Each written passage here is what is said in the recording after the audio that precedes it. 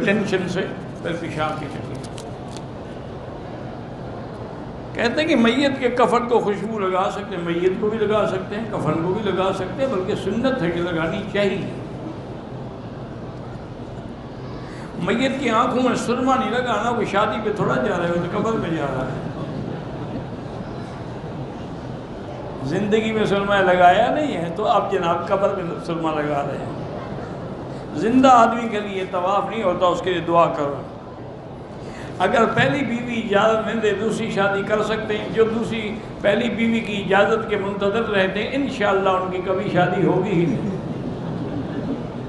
पहली बीवी पागल हो गई है तुम्हें इजाज़त देगी, अजीब बात है।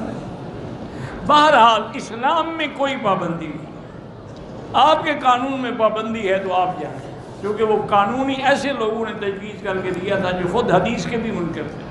जब हदीस का आदमी मुनकर हो तो कुरान को कैसे समझेगा।